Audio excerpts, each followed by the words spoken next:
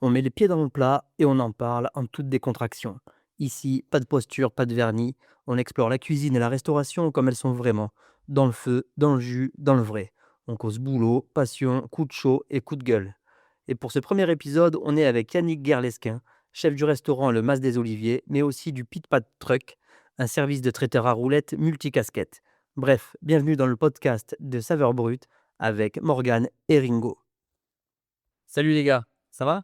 Oui, ça va. Ça va et toi? Ça va, ça va, ça va.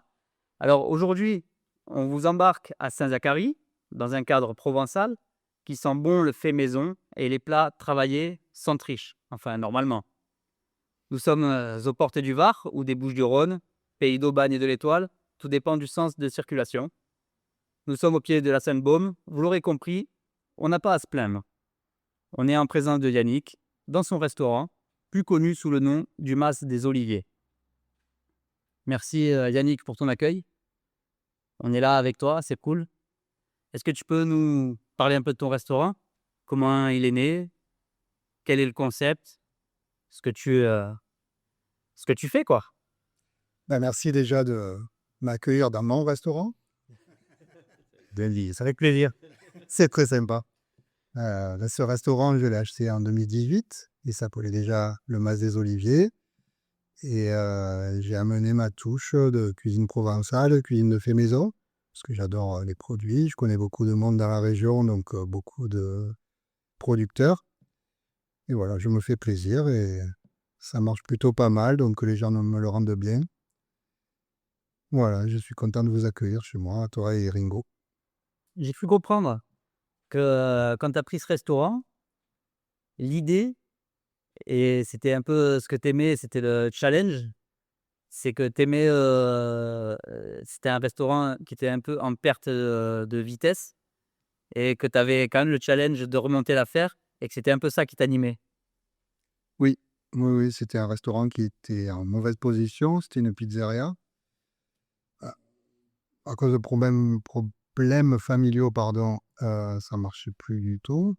Donc je l'ai repris et j'ai voulu, après avoir fait beaucoup de maisons, j'avais envie de me faire plaisir et de faire du fait maison. Donc ça peut être meilleur, peut être moins bon, mais au moins c'est moi qui l'ai fait.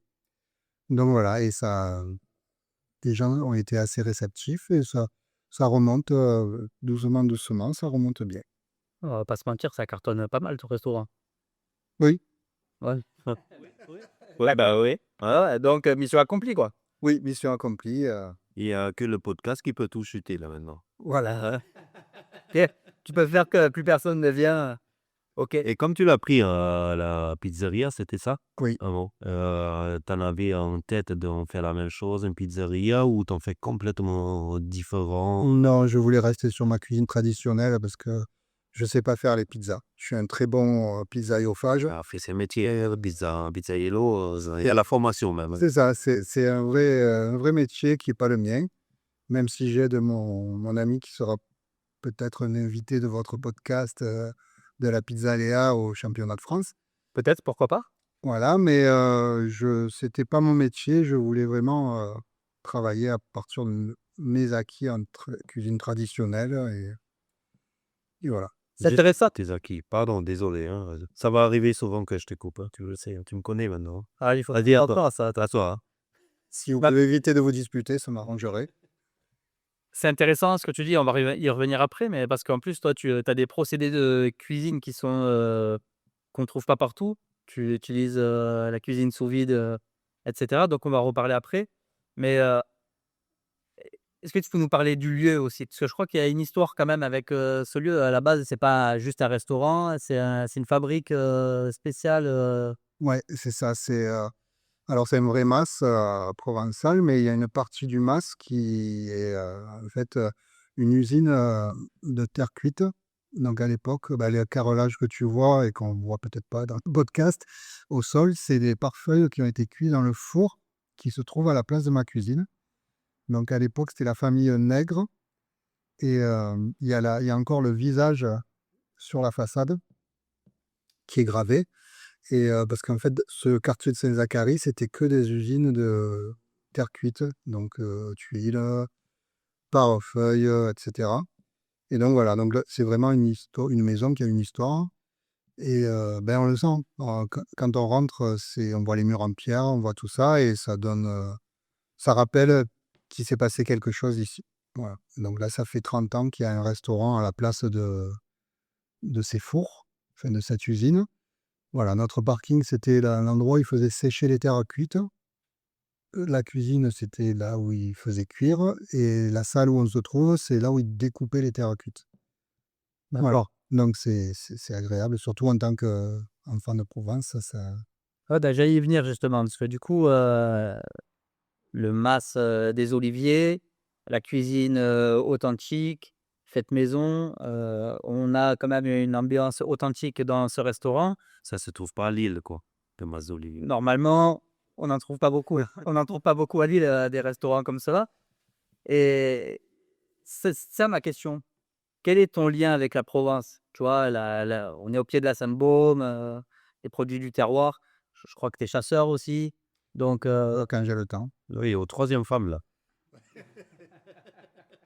Ben, moi, j'ai grandi, entre Éour et Aubagne, dans les collines, sous le Garlaban et donc c'était le terrain de jeu aussi de Marcel Pagnol, donc c'est pour ça que j'ai été bercé à Marcel Pagnol depuis tout petit et donc voilà, pour moi, c'est vraiment naturel. Je me verrais pas vivre ailleurs, même si je l'ai fait et je suis vite revenu dans ma région natale et c'est vrai que Saint-Zacharie a ce côté, village provençal. Alors c'est la Provence verte, c'est la Sainte-Baume. Moi, je suis plutôt Garlaban, Chaîne de l'Étoile, mais on est quand même sur, nos pieds paquets, nos daubes, provençales, et ouais, on cetera. n'est pas loin, ça reste quand même le quartier, quoi. Ça reste les voisins et les copains. Et alors du coup, c'est, c'est quoi ta philosophie dans ton restaurant, dans ta manière de travailler, par rapport, à ton équipe, ton organisation? Ça, c'est intéressant parce que du coup, on en a parlé tout à l'heure, tu fais, de la cuisine sous vide, tu es ouvert 5 jours sur 7. Bon, inutile de dire que c'est pas énorme. Ouais, un petit peu se permettre, c'est un peu Mais sec. tu as l'impression que tu es tout le temps fermé, donc Et je pense qu'il est ouvert que le midi, en plus. Non. C'est ça. non, non, on dirait pas, mais ça travaille, ça travaille. Et du coup, c'est quoi ta philosophie, toi, en tant que manager, en fait, en tant qu'équipe? Est-ce que tu peux nous raconter un peu, comment tu t'organises, quel est ton rôle? Moi, j'ai eu l'occasion déjà de voir un peu, parce que, je suis venu, des jours de service, et tout et il m'a semblé, que tu es quand même assez, comment dire? Assez, permissif avec ton équipe, que tu leur faisais confiance et en même temps tu étais présent, donc que tu avais un rôle un peu de regarder, d'accompagner, mais que tu étais, alors peut-être que je me trompe, mais du coup, dis-nous, un peu ce que Ah, ben, laisse-le parler et tu le réponds dans sa place maintenant. c'est vrai. Ouais, c'est vrai. Non, bah, écoute, j'ai mis en place, je mets en place une carte qui change régulièrement avec quelques plats que je retire rarement, mais du coup, l'équipe, apprend au fur et à mesure, ce que je veux et le retransmet, très bien, donc je leur fais entièrement confiance. Je suis quand même toujours là pour surveiller, mais avec un œil bienveillant quand même parce qu'ils gèrent très bien et voilà, donc après on reste toujours sur une cuisine, notre envie, c'est de faire plaisir aux clients. C'est quand on met quelque chose, nous, dans l'assiette, on a envie de le manger et on veut que le client le goûte. Voilà, tout simplement, on ne cherche pas à impressionner ou quoi que ce soit. On veut se faire plaisir, nous, et faire plaisir à nos clients. Et en tout ça, on n'oublie pas, les patrons. Au mieux que bienveillance, c'est bien beau la confiance et tout ça, mais à la fin, ça restera à tes sous. C'est Hein? ça. Donc, C'est il y tes aura sous, il faut être derrière. Même si tu as le meilleur cuisinier du monde en cuisine, embauché ou petite perle, si c'est pas fait ta gestion, ou il connaît pas tes chiffres et il veut vendre exactement. du caviar ou un truffe et tout ça, ben, malheureusement, il faut être surveillant aussi au niveau de ça, hein. C'est pas que la cuisine qui compte dans une cuisine, on va dire, hein. C'est ça, c'est toute une gestion. C'est pour ça que nous, on a la chance d'être un petit restaurant. On arrive à, J'arrive à être un peu partout. Même si j'ai une très bonne équipe, il faut toujours être, comme dit Ringo, tout surveiller. Et avec un peu de chance, ils savent mieux cuisiner que toi, au moins. Bah, ça, c'est sûr. Ça, c'est sûr et T'as certain. eu la gestion à faire, parce que j'ai l'impression que la gestion, c'est mieux que la cuisine, toi. C'est sûr. Heureusement qu'ils sont là quand même. Ouais. Et ceci dit, la confiance, ça n'exclut pas le contrôle. Pour revenir à ce que Oh, bien, si, désolé. mais ça, c'est un peu c'est un peu ce que tu essaies de nous dire, quoi. Je t'apporte les mots quand je les trouve pas, quoi. Et petite question, hein, du coup, parce que ça évolue un peu les mœurs, on parle de brigade, on parle, de chef, et cetera. Tu te fais appeler chef, toi? Pas trop. Les mœurs, elles évoluent un peu dans le milieu de la cuisine. Monsieur le trop. Certains m'appellent chef, d'autres Yannick. D'accord. Tu n'aimes pas particulièrement ce qu'on appelle chef? Non, pas forcément, mais j'aime pas trop qu'on me tutoie. C'est vrai? Ouais. Là, tu vois, C'est pour ça que là, tu vas m'informer. merde, on n'a pas Bah, vous voyez, je savais pas. Tu vois, je m'en fous. J'aime pas trop qu'on me tutoie dans ma cuisine. Après, en dehors, il n'y a pas de souci. Ça, c'est un super sujet, ça. C'est un super sujet parce que, comme vous avez entendu, j'ai un accent. Hein. J'ai commencé à travailler en France assez tôt et j'ai appris pas beaucoup français avant d'arriver en France. Et tu peux nous dire vite fait d'où tu viens, Je suis berlinois à la base, berlinois, 100 km à Berlin, frontière Pologne presque. Et en fait, j'en ai fait mes premiers pas en cuisine dans une école privée et pendant des stages en France, sur la Côte d'Azur, vers Saint-Étienne, aussi vers Collioure, à côté de Perpignan. J'en ai voyagé un petit peu en Italie pour travailler, toujours pour le travail. Je suis allé à New York, je suis allé en Allemagne, je suis allé à Albi, à côté de Toulouse, on en a parlé de. Ouais. J'ai attiré à Cassis à un moment donné. Je sais plus pourquoi, mais je suis attiré là pour apprendre un restaurant en main et pour tout changer, justement. Et justement, vu que je parlais pas très bien français, je travaillais dans les palaces avant, au début. Mais entre Nice et Monaco, il y avait toujours un chef et tout ça. Et je suis le seul à aller vers le chef et je tutoyais. Tout le monde m'ont regardé et tout ça. Et on posait, enfin, tu es, c'est qui se font. et il vient de rouler. Ah là, déjà, il adresse la parole comme ça au chef et il dit: «Oh, qu'est-ce que tu t'es vu, quoi?» Le chef était là, mais le chef, il m'a répondu en tutoyant aussi. «C'est pas de souci, si tu me tutoies. Qu'est-ce que j'aime bien, tu fais l'effort de parler en français. Déjà, je vais pas te embêter avec le vous en plus». Eh, Par contre, je dis chef, bien sûr, je connaissais même pas son nom, hein, et ça, c'est resté et je trouvais cette dans l'autre sens, comme toi, tu dis «vous» et chef, je m'en fous. Mais moi, c'est toujours où je travaillais, c'était dans les brigades comme j'étais devenu chef, de 10 personnes. oui. Et c'était tout le temps chef. Par contre, vous pouvez me tutoyer.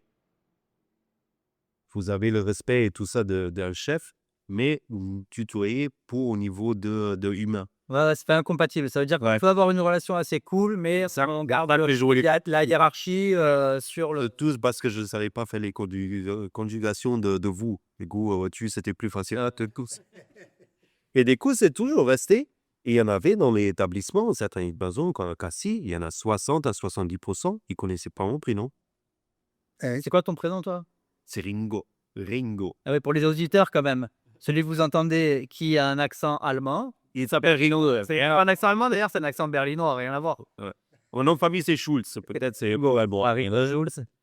Ouais, ouais, et j'imagine qu'effectivement, du coup, ça n'a pas dû être tout le temps évident parce que quand tu es arrivé, tu parlais pas un mot de français, si? Non, non, je ne savais pas demander le chemin, rien. Et comme je suis arrivé en France, il n'y en avait pas Google, Siri, comment ils s'appellent tous là, et pour nous traduire quelque chose, il fallait que je sors un livre.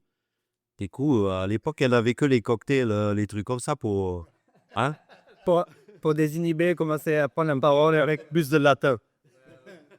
Tu parles de 18 langues d'un coup. Ouais, bah ouais, ça qui est nickel. En plus, qu'est-ce qui m'a aidé en France? C'était L'alcool.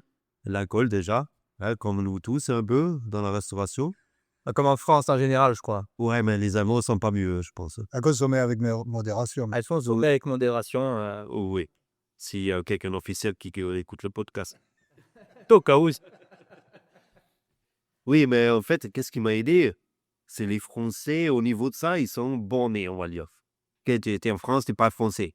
Et puis Ah ouais? toujours, ah oui, c'est incroyable. Même s'ils savent un peu anglais, déjà, ils ont peur de se lancer dans un anglais parce que c'est pas latin, peut-être italien et espagnol. un peu plus de facilité. Mais les langues, Parlez-en. quand je suis arrivé en France, mais qu'est-ce que vous êtes nul en langue, c'est incroyable. Ça m'a aidé à apprendre le français parce qu'ils voulaient parler rien d'autre avec moi, de toute façon. Hein. Il fallait que je parle français.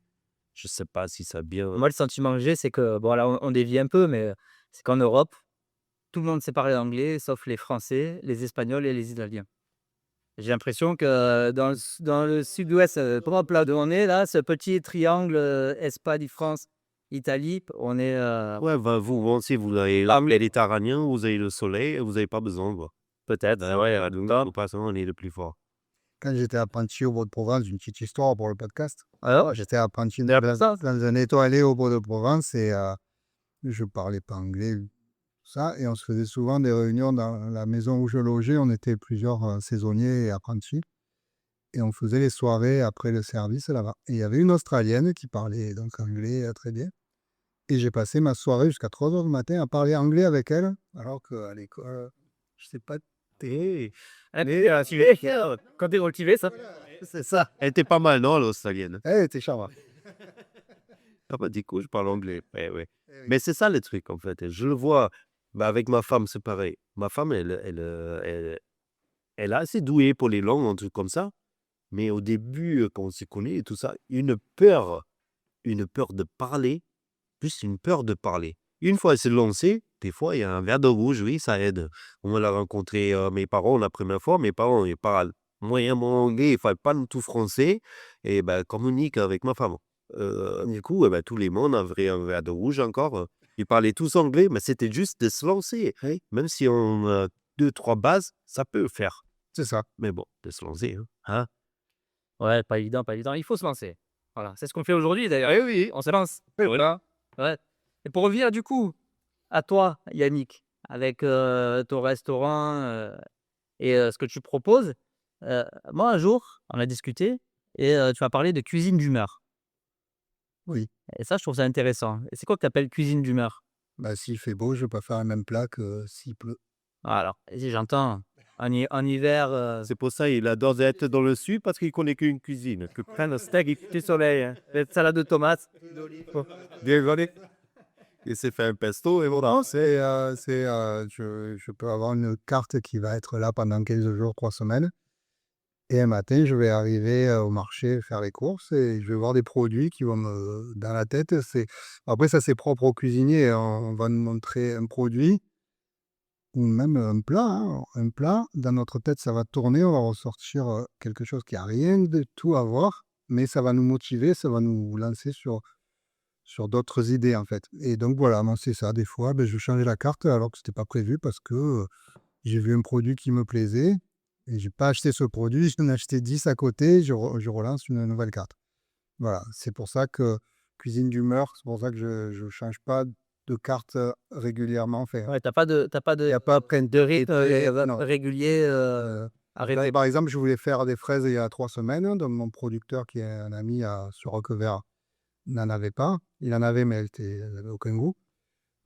Du coup, il m'a bridé, donc je suis parti sur du Mont Blanc, donc à base de crème de Sur les marron. fraises d'Espagne. Voilà. Non, même pas. Voilà. C'est pas la politique de la maison, elle faisait Espagne. Ah, c'est pas. Mais moi, j'aime bien ce que tu dis et tout ça, mais du coup, tu t'obliges, sans le dire, tu travailles les saisons. Parce que vu que tu fais les marchés, un truc comme ça, de pas travailler les saisons, c'est compliqué de faire les marchés. J'ai pas on va dire, j'ai pas une carte à la saison. C'est-à-dire Ah, que, d'accord. voilà, moi, c'est l'avantage d'avoir un petit restaurant et d'être moi-même en cuisine, c'est que du jour au lendemain, je peux tout changer. Je fais ce que j'ai envie, en fait. Et par exemple, les asperges, je les ai pas encore attaquées. Il y en a depuis un moment, mais elles sont hors de prix. Elles sont pas forcément très jolies. Donc, je sais même pas si je vais en faire cette année. Ah, ça se trouve, Je passe à côté. voilà, c'est ça. Mais Il y en a les autres, non, comme ça, des fois. Ouais, c'est terrible. ouais. Je sais pas si tu as vu, la dernière fois, j'ai commenté un truc sur les réseaux sociaux où je t'ai dit putain, aujourd'hui, j'ai vu que des asperges Ouais. et t'avais mis autre chose à ta carte. Et j'ai dit, mais ça fait du bien de voir autre chose. Ouais. Parce qu'en fait, je sais pas, il y a la semaine dernière, je crois, et je regardais sur les réseaux sociaux et en fait, tout le monde avait des asperges dans ses assiettes. tu vois? Et je me suis dit: «Bah, en fait, Mais comme la saison qu'on a là dans le sud là, depuis 15, ils ont dit depuis 15 ans, il y en avait pas aussi, peu de soleil. Ouais. Et asperges, surtout vous, vous travaillez les asperges vertes. Eh oui. Pas comme en Allemagne, asperges vertes, personne qui l'a me regarder que moi de juillet. Et ouais, c'est vrai que, qu'est-ce que vous pareil avec cette asperge, il est vert, il est pas bon, tu vois? Et ici, on voit que les asperges vertes et si on connaît un petit peu asperges vertes, si c'est vert comme une plante, Comme le soleil. c'est du soleil, c'est le chlorophylle, sinon il y a pas de vert, hein. Et je suis d'accord avec toi. Qu'est-ce que je fais avec la famille ou qu'est-ce que j'en ai fait aussi déjà en pro? C'est juste avant la saison d'asperges qui commence, il y a les asperges, sauvages, Ouais. les forêts, les trucs comme ça. Je me prends le petit plaisir en baladant et tout ça dans l'asperge, dans sauvage, de ramasser un petit peu. C'est magnifique. Ça, c'est bon ça. Ça, c'est trop bon. Bon, il y a jamais grand-chose pour une poignée d'asperges qui a pris 3 heures. C'est pas très rentable, on va dire. Non, c'est pas bon, c'est pour la maison, ou un restaurant 2-3 étoiles où Marc Vera, il se balade pendant 2 jours à ramasser 5 asperges et le menu il coûte 500 €. Oui, ah, il a que ça à foutre, Marc Vera. Si je vous écoute. mais c'est pas lui en plus. C'est lui, il dit à tout le monde, c'est lui, il va dans la forêt, mais il t'a aimé aller en forêt à mon avis, hein, c'est, Ouais, ouais. Du coup et les asperges, bonne qualité, des fois, il y en a une saison où il y en a pas. Ouais. Il y en a pas, mais elle ne travaille pas. Des fois, il y a la saison, les raisins et tout ça, c'est comme les bons vins. Ouais. Des fois, en fait, il y a la grêle, il y a pas assez de soleil, il y a trop d'humidité, il y a trop sec. Ça va être pas la meilleure, année, pour un côte rôti qu'on a bu tout à l'heure, Ah ouais, enfin, je suis pas au courant. Ça, on t'a pas appelé. Yes. Et Tu as compris ce que c'est la cuisine d'humeur? ouais, j'ai compris. Du coup, bah, en fait, c'est que c'est pas forcément la saison.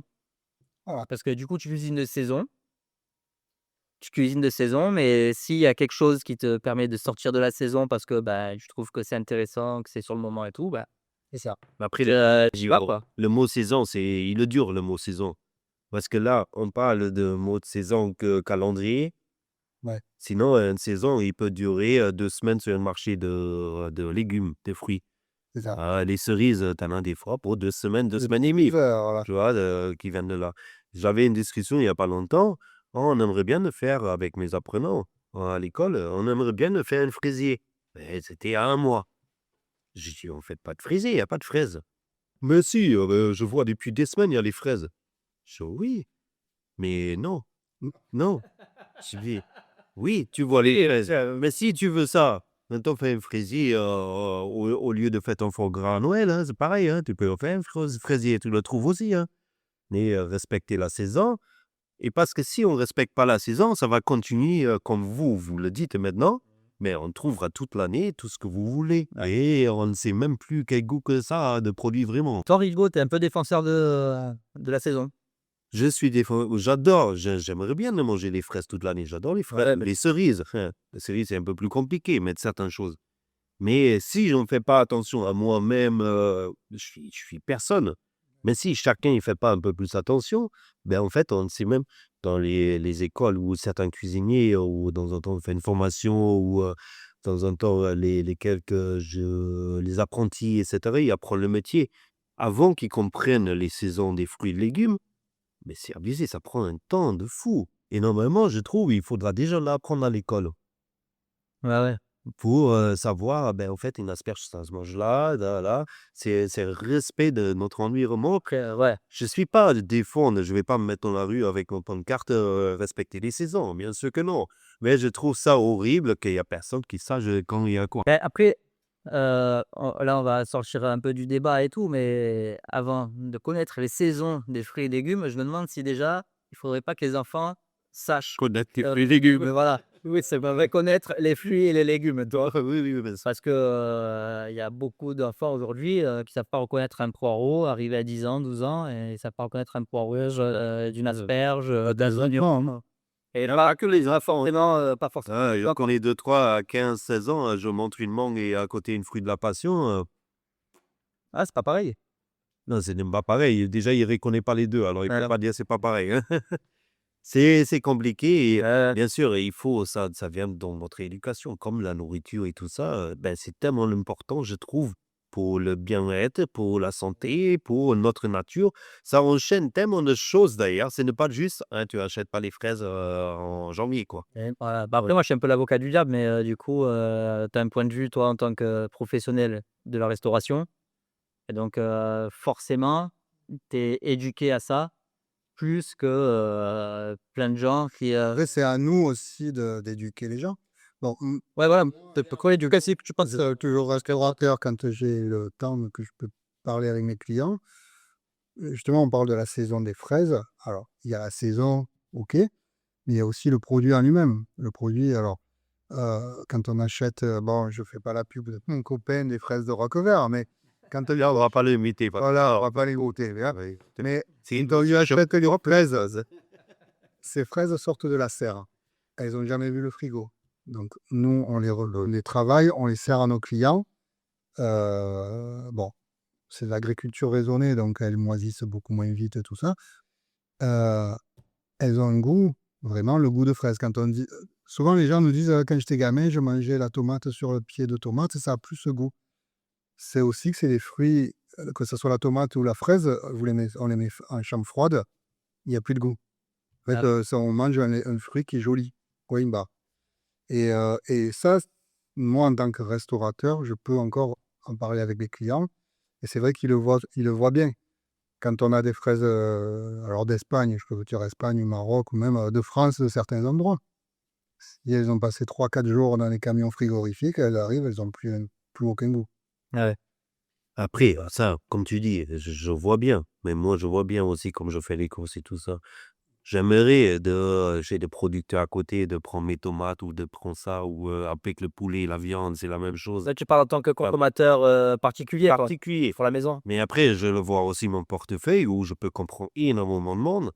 En fait, la tomate, qui a un bon goût, qui vient d'à côté, qui est vraiment jolie et tout ça, mais en fait, je peux plus me nourrir avec ça, finalement. C'est c'est ils ont tellement de charges, peut-être les agriculteurs et tout ça. Cette tomate-là, mais si tu as une famille de 4 personnes, mais tu en achètes 4 tomates pour le prix d'une tomate là. Ouais. C'est malheureusement parce que ce n'est pas on veut pas certains, beaucoup de monde. Ce n'est pas qu'ils veulent pas d'acheter le bon produit, ils en peuvent pas, peut-être aussi. Ouais. Un Après, leader de fruits et nous, de légumes, par ici, on a la chance d'avoir beaucoup de producteurs, donc on a des tarifs, corrects. correct. Quand je parle des fraises, justement, hein, elles sont moins chères que J'ai ton pote, je suis oui, sûr. Ah ouais. c'est mon copain à la pleine saison. Mais parce que lui, il a les fraises, il les a sur 3 semaines, un mois, ou peut-être un peu plus, mais voilà. Donc lui, il faut que ça parte et donc il a des tarifs très corrects. Pareil, quand il fait les tomates, ça va être au mois d'août qu'elles vont être, la saison de la tomate, c'est le mois d'août, on va dire. Donc c'est là qu'elles sont vraiment à un bon prix. Parce que si on les achète au mois de juin, ben, il y a pas beaucoup de tomates, donc Tu vois, maintenant, à mon avis, il y en a certains, ils vont écouter le podcast, ils disent: «Comment ça, en mois d'août?» Ah bon?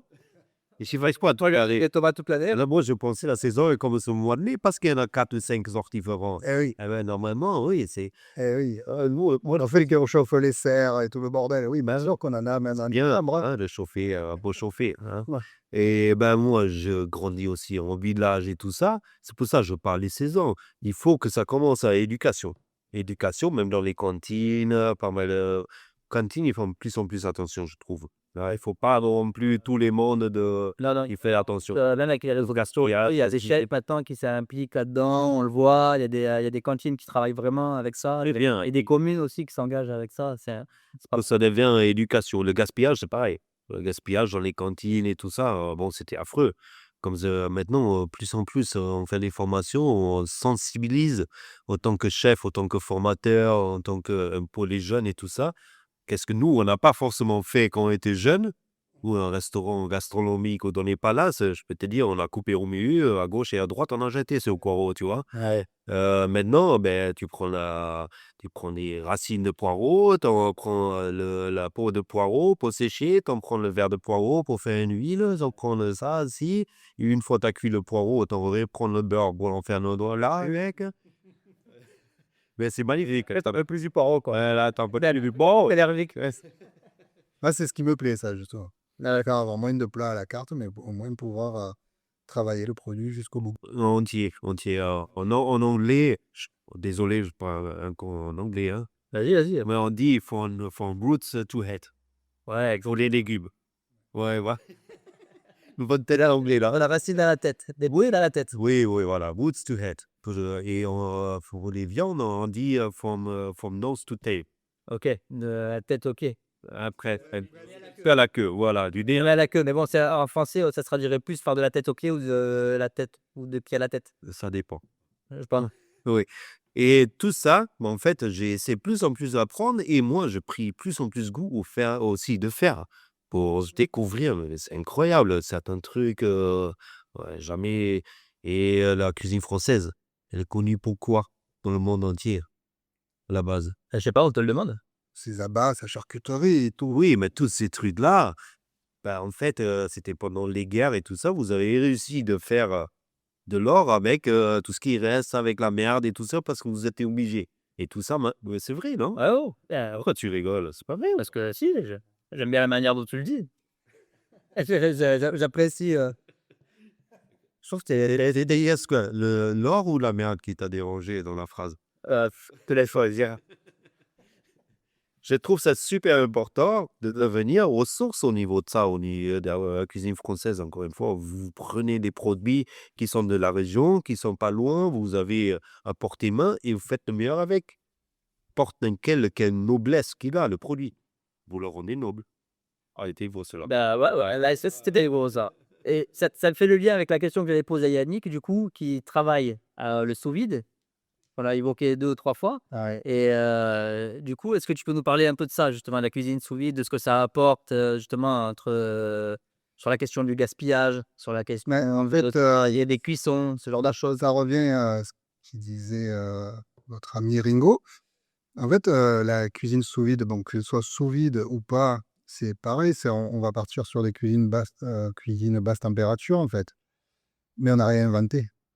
Les anciens, ils faisaient des daubes sur 2 3 jours, des pieds paquets parce que bon, on est dans la région marseillaise, il y a les pieds paquets et en fait, nous, en cuisant sous vide, c'est on maîtrise complètement, la température, le couple temps-température, mais à l'époque, les anciens le faisaient. Donc on n'a rien inventé, c'est juste que maintenant, on sait on sait quelle température on veut avoir à la fin, quelle texture on veut avoir. Alors, le sous-vide, c'est juste que ça nous permet d'avoir des DLC plus longues. La restauration, c'est bien quand on arrive à monter à 10, 15, 20 jours. Du coup, c'est un peu la bureaucratie qui nous a obligés de la mettre sous vide. Voilà. Donc, en fait, maintenant, L'hygiène. les cuisiniers se sont associés avec des chimistes. Donc, on en a plein qui sont très connus, qui nous ont permis justement de mettre des barèmes en place. Après, chacun peut faire son barème. Donc, bon, il y a des barèmes qu'on trouve très facilement de temps, température. Après, il y a plusieurs cuisines sous vide, il y a plusieurs basses températures, mais on n'a vraiment rien inventé. C'était, les anciens mettaient parfois sous la cendre, parfois sur un vieux fourneau, Même dans le Sahara, et ils cuisent leur pain ou dans le sablé dans le sable. ouais, dans le sable. Voilà, donc nous, maintenant, c'est plus maîtrisé, bah, par rapport à l'hygiène et tout ça, mais ça permet déjà de concentrer les goûts, parce que c'est logique, si on cuit quelque chose dans de l'eau, ben, la moitié du goût, ça va partir dans de l'eau dans l'eau. Alors que si on le cuit sous vide, tout va rester, dans le produit. Ah bah tiens, ça fait penser à une question que je vous poserai tout à l'heure concernant les champignons. J'ai entendu ça, sur une émission des grosses têtes hier, mais je vous poserai la question après, sur la question de l'eau. Tu regardes l'émission des grosses têtes, c'est ça la question? Ça avait l'enlever et un câble. Alors là, on a boire. J'écoute ce que je veux à la radio, je suis dans ma voiture tout seul, j'écoute ce que je veux les gars, je suis libre. Bah, Ouais, vas-y, pose ta question parce que j'ai Non, mais puis là maintenant, hein. eh ben, écoute, hier j'écoutais les grosses têtes Ah oui, encore. et alors une question de, Laurent Ruquier qui dit, comment s'appelle le fait, alors est-ce que vous avez la réponse ou pas? Le fait de préparer ses champignons, de les nettoyer et de les plonger dans l'eau bouillante afin, après, de les, nettoyer encore une fois, de les égoutter Mmh. et c'est une manière de préparer ses champignons. Donc, Ouais, moi j'appelle ça une connerie, et aussi de traiter ces champignons un peu trop. Tu m'as demandé? ouais, bien sûr, Beh, c'est c'est trop bien. c'est intéressant. Bah, alors du coup, il y avait un cuisinier, qui était, dans l'assemblée, enfin dans l'ex de Laurent Ruquier, qui a dit: «C'est du terrorisme, quoi». Oui, bah, ouais, c'est un joke. Je n'ai pas trouvé le mot, j'aurais dit pareil, voilà. D'accord. Il y en a un autre qui a dit: «Beh, ça, c'est une connerie» et il y en a un autre qui a dit: «Ah beh, ça, c'est, le cuisinier, Juan Arbelez, je crois de Top Chef», ouais, me semble-t-il Ouais. et qui a dit: «Mais c'est du terrorisme, quoi. Ouais, faut pas on fait pas ça avec des champignons, quoi. On les passe pas sous l'eau, puis comme la champi des» Exactement. Bah, et qui plus est que, et pourquoi ils voulaient faire ça? bah, apparemment, c'était une technique de Jean-Pierre Coff. Ouais, mais avant de trembler ou? Je sais pas, je sais pas, je sais pas. Je Jouer vaut mieux et cuit le pigeon se coifferont, un truc comme ça. Pardon? Non, c'était Non, non, ah, c'est jeu le de mots. pigeon sur le coffre. Il y a qu'un cuisinier qui peut comprendre la blague. Bah, voilà. Bon, voilà, donc là, je suis pas, je retourne la grossièreté, on tourne la page. Les champignons, c'est pareil, on en parlait tout à l'heure. Les champignons, c'est tellement vague comme saison, de trouver la Ouais. bonne qualité et tout ça. Le proposer pendant 3 jours dans un restaurant parce que voilà, ouais, j'ai eu un coup de bol pour les champignons, on y va, je suis pour. Le proposer pendant 2, 3 mois parce que les clients, ouais, on adore les champignons, oui, ben, nous aussi, mais bon, mal. Tu vois, Rester Surtout que le champignon déteste l'humidité, déteste la congélation, donc oui, ils l'aiment, mais ceux-là, on ne mange pas. ouais. ouais, bah, du coup, s'il avait rebondi sur ça, justement, Rowan là, il avait rebondi sur le fait qu'à partir du moment où en fait tu mets des légumes dans l'eau bouillante ou, tous ces trucs-là, ça tendait à disparaître parce qu'en fait, la moitié, le goût il est parti dans l'eau et en fait Moi, au fur et à mesure, j'ai appris, bon, pendant la cuisine, comme je fais la cuisine, en fait, j'ai quasiment plus de casserole avec de l'eau bouillante dans ma cuisine où je cuis les légumes, où je cuis n'importe quoi. Du riz, certaines pâtes aussi. Je cuis même plus dans l'eau, en fait, hein. Je me fais mon bouillon, un bouillon de légumes s'il y a des légumes. Je fais revenir mes légumes pour sortir tout Tu as le vu? chlorophylle, pour tous les goûts, de faire revenir un petit peu, ça donne un peu plus de goût. Parce que maintenant on a du nouveau matériel, on a des fours qui font du 100 vapeur, donc pas le mien, parce que moi il fait 100 vapeur, mais Fait 100% lumière. il y a de la vapeur et il y a de la vapeur. Il fasse pas. Non, il y a des fours qui font du 100 vapeur où il y a pas d'eau sur le produit.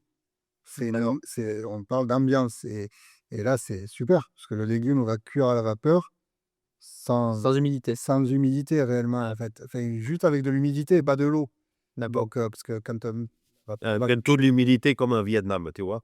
Voilà, ouais, un peu plus chaud. bah, voilà, maintenant, eh ben, on a du matériel qui s'adapte à ce Et ça, c'est super. oui, Et certains on dit, surtout les anciennes souvent: «Ouais, mais avant, on savait cuisiner, avant qu'on savait faire ça, avant». Oui, oui, il y a toutes ces techniques de faire un jus, de faire ci, de faire ça.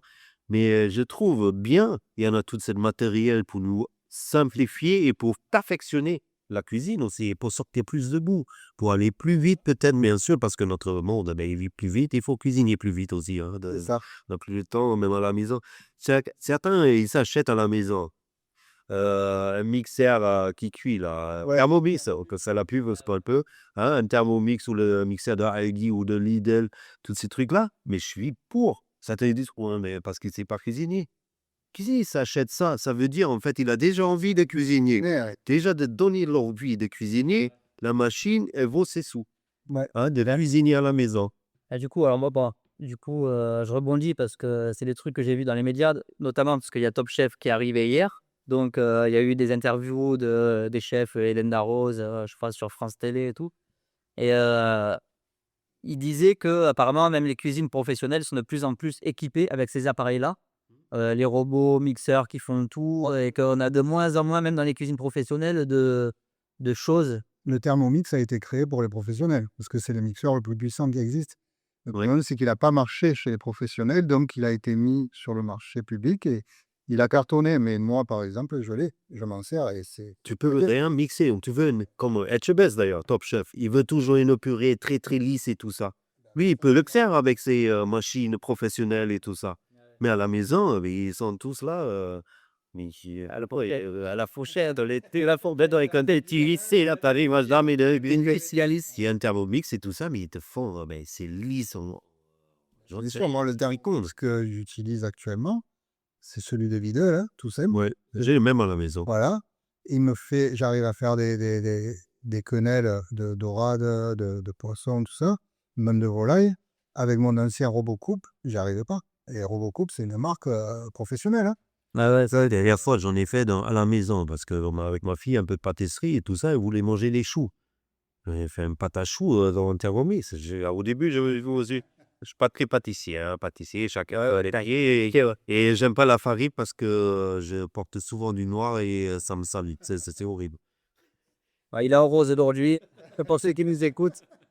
Du coup, j'aimerais bien les choux et tout ça. Mais je vais pas dire à ma fille, ouais, non, on va pas cuisiner, on va pas faire la pâtisserie. Une fois elle a envie de faire du chou, les trucs, je dis, oula, ouais, ben, bien sûr, on va trouver. Je trouvais une recette, c'était marqué sur Internet, la recette, au Thermomix. Je dis, hé, Thermomix. Et j'ai regardé la recette. Il fallait foutre tout dedans et tout ça. Tu appuies le Thermomix, il te fait ta pâte, il l'a asséché, tu la sors, tu le mets. C'est bien. Et les choux. Et ben, Lui, il était là et c'est pas mal. c'est aussi facile de faire les choux. Mais quoi, ça coûte aussi cher en boulangerie? On m'a dit. Et ouais, ça, je sais pas. Ah, bon. Des... Eh oui. Mais en parlant de pâte à choux, après je te laisse reprendre la parole, Morgane. Non, mais. On est tous les trois, Il est un peu. on est tous Mais nous, on est. formateurs pour un centre de formation qui, à l'époque, m'avait appelé pour contrôler, faire examinateur pour les CQP commis de cuisine. Ouais. Et ils avaient une pâte à choux à faire, les jeunes, ils l'ont tous foiré. Et il y avait Thermomix, donc moi, en tant qu'examinateur, normalement, je ne veux pas participer, mais je leur ai récupéré la pâte à choux au Thermomix. Ben, les 4 candidats, leur pâte à choux, elle était super. Enfin, je l'ai récupéré. Non, je leur ai expliqué comment Ouais. récupérer, ils l'ont fait eux-mêmes. Et du coup, voilà, ça peut même aider à rattraper les conneries de quelqu'un. Ah bah, bien sûr, bien sûr. Là, tu viens sur un sujet très sensible aussi. Je sais pas si t'as vu autre chose ou. Non, non, non, bah, c'est intéressant. Et puis, qui plus est, je pense que ça démystifie quelque chose du style le cuisinier, ses maisons, donc il doit tout faire à la main, à l'ancienne. Et Justement. justement, ça démystifie ce truc-là, quoi. Et ça marche bien, que ça montre bien que ce que tu dis, Yannick, que CAP regarder, ça se passe bien, est-ce qu'ils sont bien préparés et tout ça. J'en ai fait, je fais éduquer, on dit éduquer, non? T'as renseigné? Renseigner beaucoup dans mes cuisines et tout ça, beaucoup de CAP, BTS, pas mal de choses comme ça. Formé. Formé, voilà, c'est ça, je cherchais comment. Oh là, il était dur, hein. En tant que formateur, c'est vrai, le mot formé, c'est pas très. Hein.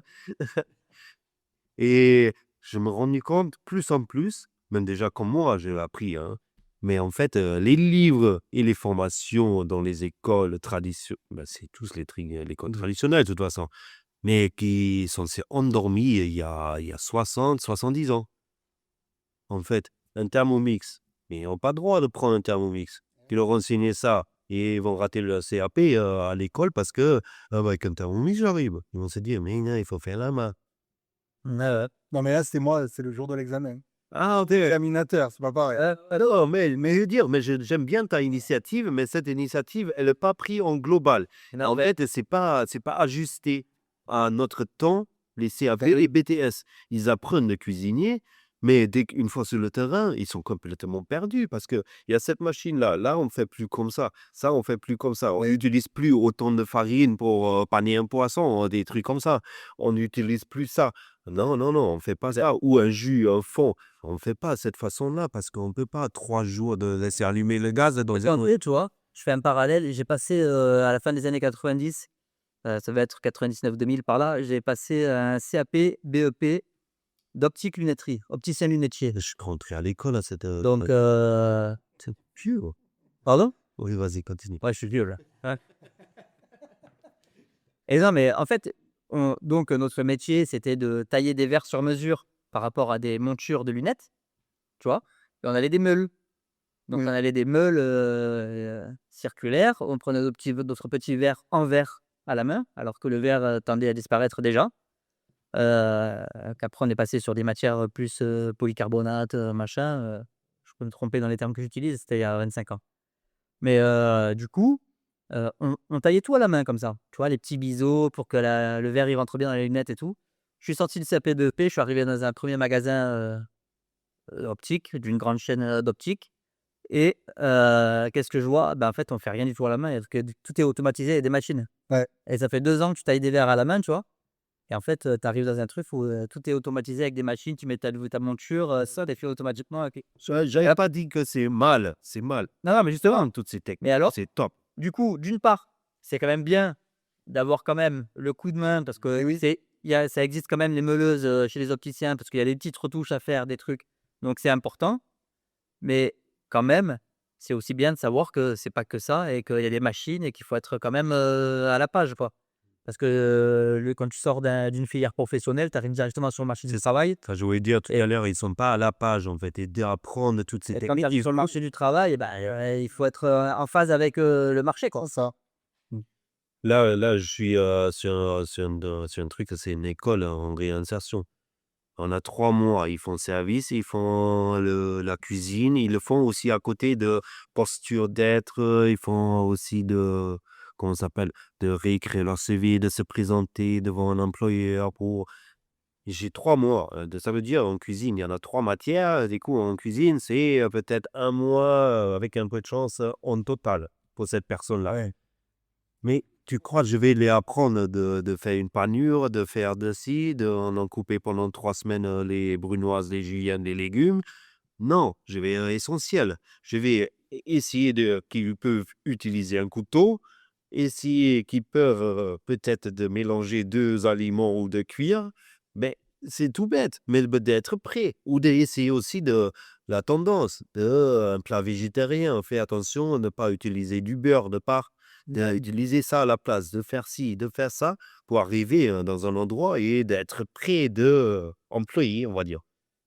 Parce que là, il y en a CAP et BTS, j'en vois des fois qui sortent et proposent comme commis le premier poste en cuisine.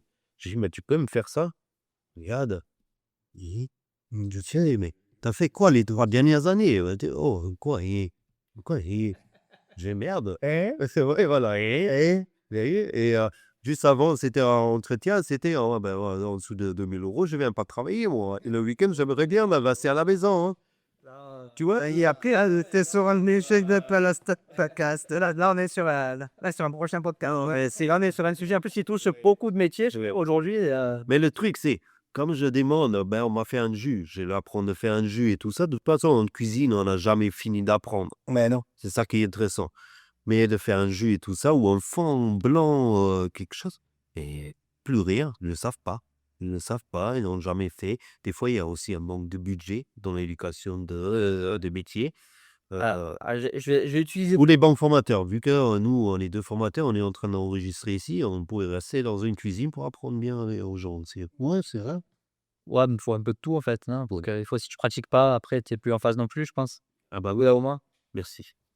Et je profite de ça pour faire une transition parce que du coup, ça rejoint parce qu'il y a quand même, peut-être un choc des générations et un monde qui bouge et qui évolue, autour de nous et les jeunes, quand tu dis, ils sortent de CAP, DEP ou BTS, ils veulent toucher 2 000 € direct et quand tu leur demandes, «Fais-moi, un truc, basique», ils disent, «Une béchamel».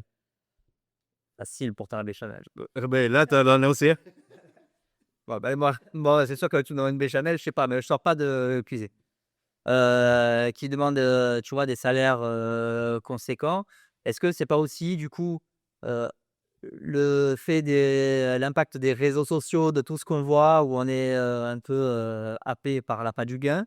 Et la question à laquelle j'allais arriver, c'est: est-ce que la télé et les médias font du bien ou du mal à la restauration? Parce qu'on voit arriver Top Chef, meilleur pâtissier, meilleur boulanger, Master Chef, un tas de trucs comme ça qui mettent, la restauration vraiment en avant et ça lance une mode autour de ça.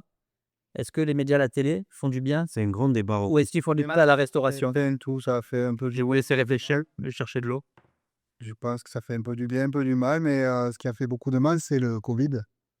Parce qu'on a perdu beaucoup, beaucoup de cuisiniers qui sont partis travailler dans les Qui sont On a laissé la chance de goûter aux vraies vies et ça, il fallait pas. voilà, c'est ça. C'est un peu comme ça. Et 8 heures par jour et je rentre chez moi. C'est ça, on s'est retrouvés en pénurie de personnel et donc ceux qui étaient les moins qualifiés se sont dit: «Bah, pourquoi pas gratter, Moi, je plus gros pense ça. salaire?» Et après la télé, Légitime en même temps, d'une certaine manière. c'est légitime, après C'était on peut pas facturer un œuf frites, un œuf au plat frites à un client 48 €. Donc après, il faut Mais là, dire, le problème, il vient d'ailleurs. Le problème, il vient pas d'un restaurateur ou d'un patron. Le problème, il vient, encore un grand sujet, il vient toutes les charges qui sont derrière. eh oui, Charges même pour acheter un œuf, hein, il y en a énormément de charges. On vient jusqu'à éleveurs de poules où c'est surchargé et tout ça au niveau de, des impôts, des trucs, tout ce qui va derrière, mais ça se projette sur toi, ça se projette sur le consommateur et le consommateur, c'est aussi les jeunes, les consommateurs. Ouais. Et eux, On a peut-être tendance à l'oublier, voilà. Que les jeunes consomment, les jeunes, ils consomment, vivent tes coups, les jeunes votent, nous, surtout vous, moi, je me considère comme jeune encore. Mais avec 1 400 € il y a 15 ans, première année de travail, mais nickel, 1 400 €, elles vont aller claquer, super, magnifique. Les loyers, c'est le double maintenant. Un œuf, c'est le triple maintenant. Et eux, il faut y manger aussi. eh oui. Bien sûr, ils vont demander plus. Et nous, on a tendance à dire, nous, à l'époque, c'était 1 400 €, franchement, on était roi du monde. Oui, mais c'est pas la même. Hein, et Internet n'a pas payé à l'époque 56 € par mois, tu vois. Ouais, mais alors peut-être ce qui était aussi dans ma question, sous-entendu, après c'était pas assez explicite. Mal formulé, ouais, à mon avis. mal formulé. Désolé, hein, je débute. Mais ma question, peut-être aussi, c'est, on a des clients exigeants, par exemple, de plus en plus exigeants. Ça, c'est un truc que j'entends beaucoup dans les restaurants. Ah, maintenant, les clients, ils sont exigeants. Et est-ce que c'est un lien avec ce qu'on voit à la télé? Alors le covid, je pense que ça a joué. Moi, j'ai pas trop ce problème. Et ça, c'est un problème aussi que si on est mauvais, on a vite tendance à dire les gens, ils sont exigeants en fait. Hein. Ouais, tu penses qu'il y a un côté Et je suis toi pas mauvais, c'est juste eux, ils sont trop exigeants. Que tu vois, là, la phrase n'est pas la même, non? ouais, tout à fait. Bah, après, il y a pas longtemps, j'ai commenté un truc comme ça sur un groupe Facebook, Ah, toi, t'es les casse-couilles en non, anonyme. mais Ouais. très rarement, T'es rarement en anonyme. très rarement, mais là, c'était un Les mots, tu vois. non, mais c'est vrai, là, je commente très rarement et même des fois, je commence à commenter, à répondre à un truc et souvent je me dis: «Hop là, non, rentre pas là-dedans parce qu'après tu t'en sors plus» et j'aime pas ça en plus, tu sais, tu finis jamais, tu toujours, C'est les experts, c'est les tu des experts, Facebook et cetera. Mais j'ai trouvé qu'en fait, c'était un peu mauvaise foi parce qu'il y a des restaurateurs, c'était un groupe de restaurateurs et qui disaient: «Ouais, les clients qui se prennent pour des experts et tout, ils nous font chier à nous commenter et cetera» et il m'a semblé quand même que c'était judicieux de dire que, C'est vrai. leur cuisine était quand même mangée par des clients qui étaient pas des experts et que c'était assez logique que ce soit eux qui jugent leur cuisine bah, bien et qu'en général, quand les restaurateurs sont de bonne foi, qu'ils arrivent à se remettre en question et qu'ils ont envie de bien faire, généralement ça se passe bien, quoi. C'est délicat aussi. C'est pareil, c'est délicat. Bien sûr, ils se prennent pour les experts maintenant parce qu'ils regardent une émission, ils ont un thermomix dans la maison, ils ont des recettes. Oui, mais dans tous les métiers. Toi, c'est quoi ton métier? Là, c'est pas une bonne question. Je connais pas le voir, il Il est n'a pas encore trouvé. Parce que tous les mondes, bon, ça, ils seraient experts dans ton métier que tu fais. Ah, tu le fais la communication. Mais tous les mondes se disent, ah, un compte sur Meta, j'en ai aussi, j'en mets 2 3 € et ça se fait tout seul. Qu'est-ce que j'ai besoin d'un expert? C'est la même chose. Dans plein de métiers, c'est la même chose. Le pain, j'arrive à le cuire maintenant à la maison. J'ai les recettes, je regarde sur Internet, je fais une recette, je fais mon pain tout seul. Ou quoi, j'en ai besoin d'un boulanger, un expert. Je vais lui dire, oh, mais ton pain, moi, je le fais la même à la maison et c'est moins cher. Restauration, c'est la même chose. Mais en restauration, si on a un peu de niaque en restaurateur, les cuisiniers, il faudra, ça nous pousse. Moi, je le dis toujours, il faut inventer les trucs, de faire les nouveaux trucs, etc. pour épater un client. Et nous, souvent, un restaurant gastronomique, mais un restaurant traditionnel, t'en as les clients, toi, c'est un peu ton clientèle, on a parlé tout à l'heure, entre 90 et 110. c'est pas le ticket moyen? Non, c'est l'âge, c'est l'âge moyen. Moyen, hein, l'âge moyen. Ouais, c'est l'âge moyen. Je dis quand même pour ceux qui, Oui, quelqu'un qui est perdu, se renouveler sa rampe de bol. En tout cas, ça fait depuis 70 ans qu'il cuisine. oui, Hein, ça fait le triple d'expérience que toi. exactement. Alors, pourquoi ne pas l'écouter? Il peut être exigeant aussi.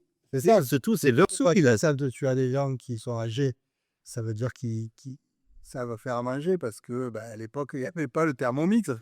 Et il n'y avait pas, Un tablier, on l'a vu, faites ses 50 euros. il y avait pas ces laitieriers avec leurs barquettes toutes prêtes et tout. Donc ces gens-là, moi, ça me fait plaisir d'avoir des personnes âgées qui reviennent et qui aiment ma cuisine. Parce que, Mais pourquoi ils aiment? Parce qu'ils découvrent encore. bon, alors, Ou tu cuisines aussi bien c'est de la peut-être. cuisine, on va dire, vraiment traditionnelle, Oui.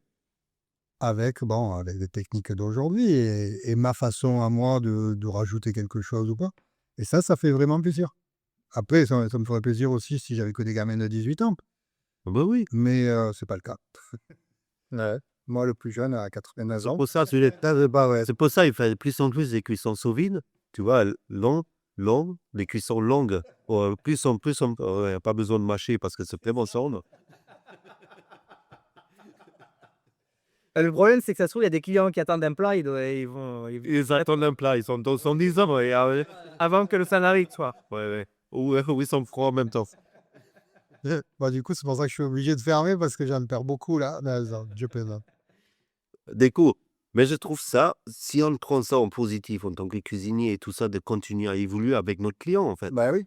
Après, parce qu'on demande plus de prix aussi, il y a plus de travail, souvent, et on demande, ben, oui, bien sûr, un client, il a le droit d'être exigeant. Bah, bien sûr. Ah ben, sinon, nous, Mais on n'a plus de métier. moi, je trouve Donc, qu'à partir du moment où les clients, c'est des gens lambda, c'est monsieur tout le monde qui goûte et qui mange la cuisine dans ton restaurant, à moins que tu sois justement un étoilé, que tu as une clientèle vraiment de gens très bien éduqués sur la grande cuisine, ça paraît normal que ce soit des gens lambda qui te jugent, quoi. ces gens-là qui vont manger 2, 3 étoiles, ils vont manger tout le temps comme ça.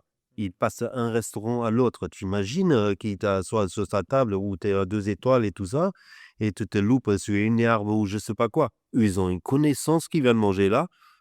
Tu hallucines, hein. Ils connaissent les produits, ils connaissent les chefs, ils connaissent les cuissons de basse température, de ci, de ça. Des fois, ben, en restaurant gastronomique, des fois, je suis sorti en salle, les gens, ils m'ont sorti: «Mais vous avez ça cuit comme ça ou comme ça?» Pour moi, c'était en fait, je viens de l'inventer il y a 2 semaines, mais le client était déjà au courant comment on l'écrit, tu vois? Je dis: «Mais c'est pas vrai». J'en fais les œufs parfaits, le client, il me sort la température d'un œuf parfait et où ça vient. Là, tu te dis: «Ouais, bah, ouais, ça a marché, faut ça». Mais ça me motive et des fois, ça arrive aussi: «Ah ben, comment vous avez cuit? Pourquoi c'est aussi tendre, de ci, de ça?» J'ai dit: «Vous savez quoi? Je vais pas vous dire. Non, je vais pas vous dire parce que sinon vous revenez plus, vous faites à la maison». Il a dit: «Ah, c'est vrai, ouais. Ouais, alors, Ça se trouve, ils sont meilleurs à la maison, hein, je sais pas moi. ouais, ben, ça, ouais, je l'ai jamais revu, ça, c'est bizarre, hein». Du coup, on parle de gastronomie et tout. Je sais pas si vous avez suivi un peu là, les étoiles Michelin. Il y a un grand chef qui s'appelle, Georges Blanc, Ah, oui. donc il a perdu une étoile, Ouais. donc ça fait un peu, du bruit, ça fait du buzz là dans les médias. Ça fait Et même le buzz dans la famille, hein. Avec ma famille, ah ouais? avec ma Alors, femme, on s'est pris la tête hier. dimanche mouvementé, Ouais. et il y a ça, et en parallèle, ça arrive au même moment, il y a Top Chef qui démarre une saison où on a des jeunes cuisiniers. Bon, aujourd'hui, Top Chef, maintenant, c'est quand même, des cuisiniers, c'est plus, le mec qui cuisinait chez lui qui va essayer de relever un challenge. Il y a des jeunes qui C'est sont de grandes maisons. c'est que des voilà, coachés. il y a des gars qui sont, commis, dans des étoilés, il y a Ou c'est vrai, commis, c'est des chefs de la France, plus en non, mais il y a quand même encore des gars qui sont, autodidacte. autodidactes et qui apprennent. Il y en a pas beaucoup, mais il y a quand même des gars qui sont pas des Non, sortis de grandes écoles, niveau quand même. mais ils ont tous des gros niveaux. De toute façon, ils arrivent là, c'est un peu comme dans The Voice. Il y a pas un gars dans The Voice qui sait pas chanter, quoi. Mais il y a Je sais pas, on n'est pas les chanteurs, on n'est pas les experts. On ne peut pas être expert dans tout. Ça va, non. heu, non, mais juste pour dire, en fait, il y a ce truc-là qui se passe. Il y a des institutions qui perdent des étoiles, et en parallèle, il y a des émissions qui permettent à des jeunes qui ont peu d'expérience, qui sont jeunes, qui ont 20 ans, 21 ans, et à qui on promet ou on permet d'avoir potentiellement, une étoile sur un concours comme ça. Et tu veux notre avis. Bah ouais, parce que tu vois, je me dis, c'est intéressant. Je sais pas, Alors, que Georges Blanc perde une étoile, pourquoi pas? C'est Si c'était avec le cœur, moi je pense qu'il devrait garder son étoile à vie parce que, pour sa carrière et ce qu'il a fait. Après, je sais pas, je suis pas allé manger dans un resto, donc Ouais, j'ai ah bah, pas faut savoir dire à que écouter. quand tu as pris une étoile, à la limite, tu pourrais la garder comme une médaille un peu, quoi. Non, non, parce que là, c'est un 3 étoiles, c'est une page, c'est un des derniers Mohicans avec les Bocuse, tout ça. Heu, bon après ça fait plus de la peine, mais bon, OK. Oui, c'est exactement là, on le sent. Moi, c'est pareil, hein. Ouais, la discussion que j'avais en famille aussi, c'était ça aussi. Tu sais pas, en fait, est-ce que je suis pour, est-ce que je suis pas contre, est-ce que je suis. Du coup, c'est là où, dans un côté, il y en a plusieurs façons de voir les choses, je pense. Oui. Un côté, qu'est-ce qu'on vient faire maintenant? Qui avait raison en premier? Ça fait le buzz, c'est Michelin. Et en fait, la question, c'est ça. Que là, en fait, c'est une imposition qu'adopte Michelin là-dedans. Michelin, il te Taco, est-ce que fait Georges Blanc, il met Michelin, ils en son étoile? Michelin, ils en vendent pas assez. Michelin, vend plus assez de guides. Michelin, ils sont plus assez présents. Michelin, il faut qu'ils parlent d'eux. Michelin, qu'il faut, ils rajeunissent. Ouais, voilà, donc toi, tu associes un peu ça, Ça, c'est Michelin. ouais, d'accord. Ils ont réussi. Ben, en faisant, leur entrée dans Top Chef, Alors pour ça, le c'est coup, c'est vraiment c'est un n'importe quoi. c'est le coup de jeune un peu, pour le coup. Oui, mais c'est un coup de jeune, mais qui a aucune valeur.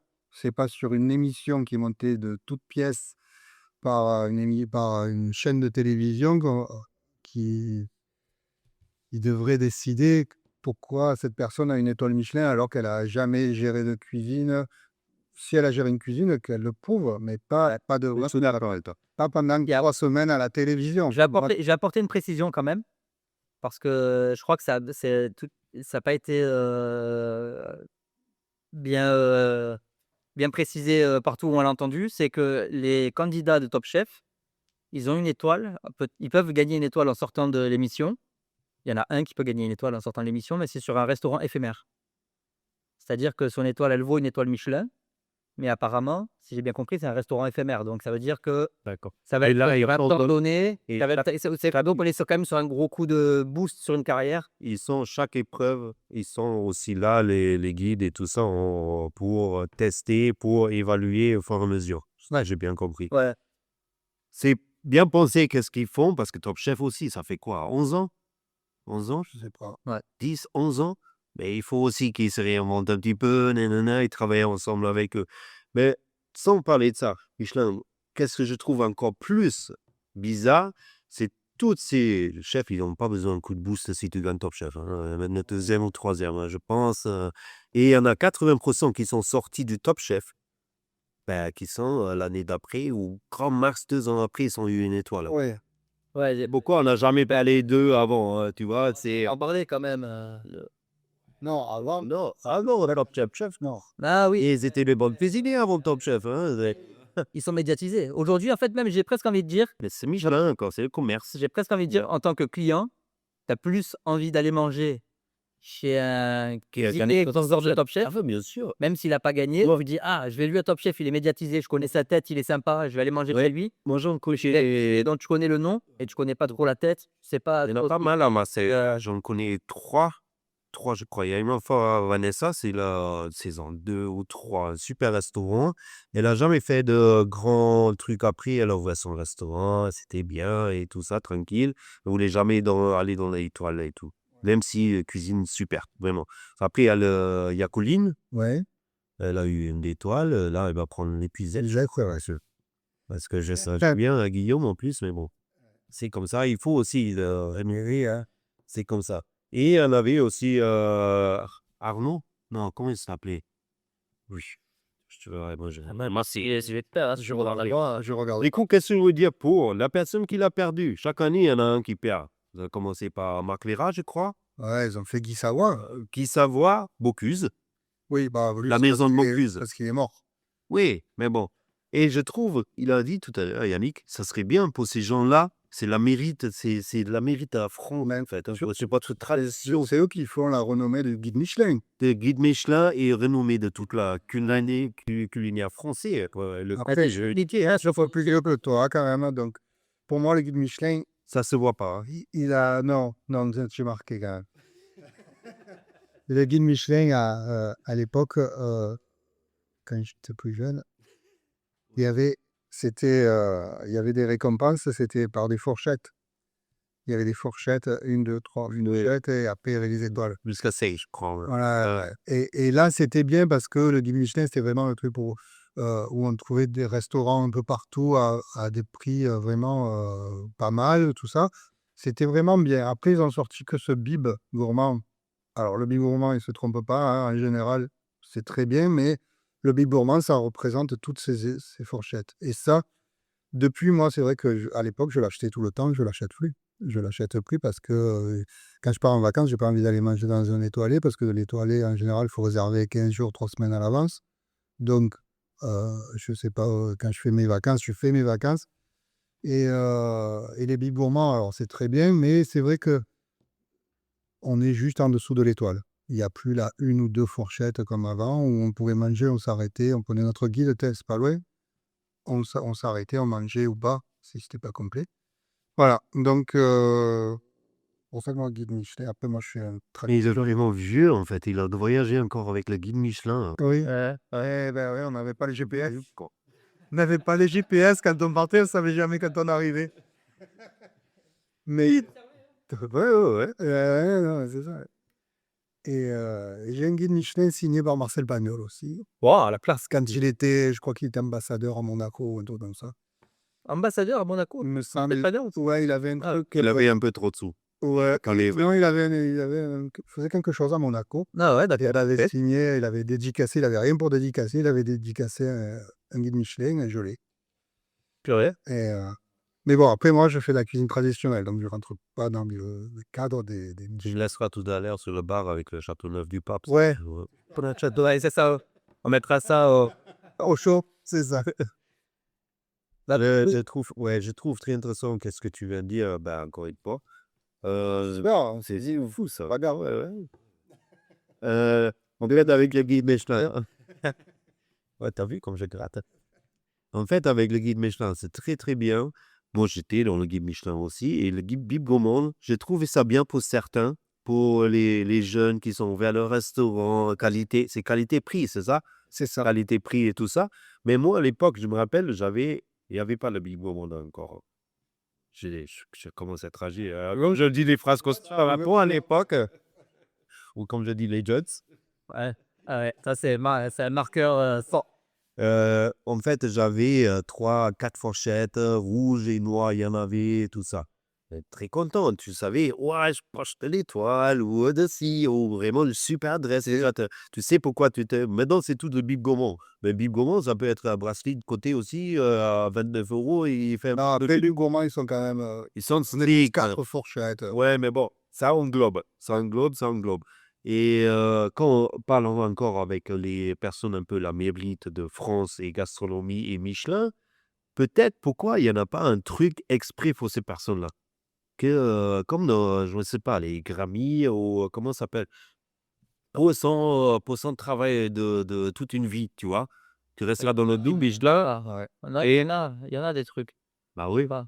Bah, je sais pas, en fait, c'est vous les experts, hein. c'est n'importe quoi. Si, non, si, d'ailleurs, des choses. D'ailleurs. Non, il n'y en a pas, justement. Ouais, C'est quoi, par Guy Michelin, il dit, bon, Ouais, t'as- au plus, il a plus de 3 étoiles, il n'y a aucun souci. Mais il a l'étoile dorée, j'en sais rien. Oui, c'est ça. L'étoile dorée pour réussir. Pour ça, L'État, il récompense des restaurateurs pareil, non? Avec oui, c'est le les jours, honneur, les machin. oui, mais c'est pas Guy Michelin. Ouais, en fait, c'est pas des critères restauration. Oui, oui.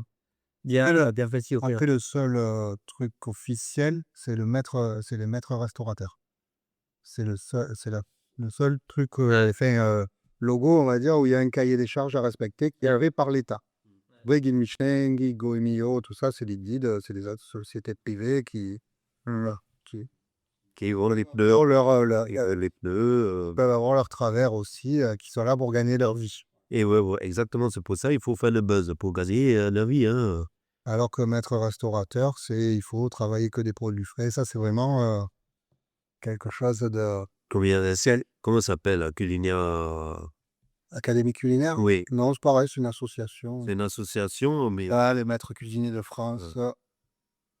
Et je vous dis au revoir. Ah, quand j'ai- si on t'ennuie, tu lui dis, il n'y a pas de souci. Hein.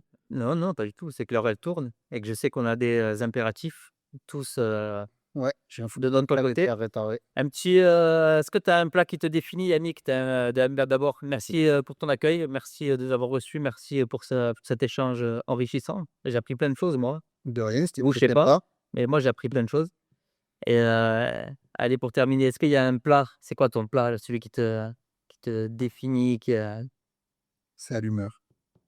à l'humeur? C'est à l'humeur, c'est jamais le même. Quoi ça? C'est le nom d'un plat, à l'humeur? Non, le plat, Les quesos. en fait, quand je suis local, Bah, c'est quoi, toi, ton plat, là, ta signature? Non, quand je suis arrivé ici, donc c'était une affaire qui coulait, comme on disait. C'était leur pizza? C'était de la pizza. Et donc en fait, j'ai fait un plat qui était pas forcément de saison, mais qui me plaisait bien. C'était, que je vais remettre à la carte la semaine prochaine. Ah, J'en profite. voilà. C'était un gigot d'agneau alors pas de 7 heures, parce que moi je l'ai cuit un peu plus longtemps, de 12 heures, on va dire, et on effiloché dans une pâte à filo. Donc j'en fais un petit croustillant. Après je fais un jus, le jus, je le réduis, je le monte au beurre clarifié. Pâte philo, c'est une espèce de pâte feuilletée, mais encore plus fine, encore plus craquelée. Oui, c'est ça, Hein? c'est une pâte très, très fine, et donc après je le monte pas au beurre clarifié, au beurre noisette. Il y a quelqu'un qui fait les nems. Ben oui, c'est les feuilles de riz. Non, non, non. Non, ça c'est les roux. Non, c'est on fait les briques, ou comment ça s'appelle? Ça. Les beureks, ils appellent ça, C'est pas ce qu'il faut, ouais. dans la cuisine Mais moi je roule mon agneau dedans. non, c'est pas les nèfles. Laisse ébouler son agneau Pâte là-dedans. feuilletée encore plus fine. Alors je suis pas cuistot, j'y connais pas grand chose, mais Dis-lui pas faire le sto déjà parce qu'un casso qui va te le faire mal. On est les cuisiniers. D'accord. Attention. Hein. Et, c'était pour voir si vous saviez. Oui, oui. J'ai le droit de vous Regarde, sinon on a fini plus tôt que tu as voulu. On l'a fait, Ringo? mais il n'a pas fini sa recette. Maintenant, je veux le faire. c'est un agneau, un croustillant d'agneau avec le jus réduit monté au beurre noisette, avec simplement une purée et des petites carottes cuites sous vide. Et ça, c'est le plat qui Le m'a carotte, tu l'as mis à combien de degrés? moi 85. 85. Alors normalement, c'est plus pour Ouais. fissurer, cuire la cellulose, mais 85, c'est parfait. Je t'ai Moi, cuisinier, alors normalement, c'est 82, quelque chose, machin. Bon, Question technique entre grands chefs. Mais c'est très beau. Moi, l'agneau, j'adore, surtout les pilochés, là.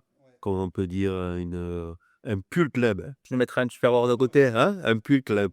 Moi, j'en ai vu ça, une recette comme ça. J'en ai fait un peu, pas dans un pâte à filo, mais j'en ai fait un peu dans ce style. Et j'en ai fait un peu asiatique, un peu. Comme un tagine, quoi. Oui, comme une tagine et tout ça. Et j'en ai rajouté, pas citron confit, j'en ai confit un jaune d'œuf. Et j'en ai mis dans la pâte à filo là-dedans. Et une fois tu le cuis, après et tout ça, tu le coupes et il est légèrement ciré, tu vois. Ouais. C'est trop bien ça. Ah ben voilà ma nouvelle recette. Et ben voilà. Voilà. Et là, t'as un petit mot, Ringo, pour terminer? Ah ben, mets cette recette à la carte, comme ça, je te prends 10%. D'accord. Franchement, je suis content pour le premier épisode. Merci pour toi, Morgane, aussi. Merci à vous. J'aurais pas cru que tu t'en sors aussi bien. Ouais. Et sur toi, j'avais aucune... c'est toi, j'avais aucune doute. Hein?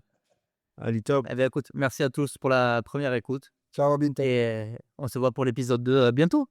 Ah bah oui, j'espère. Hein.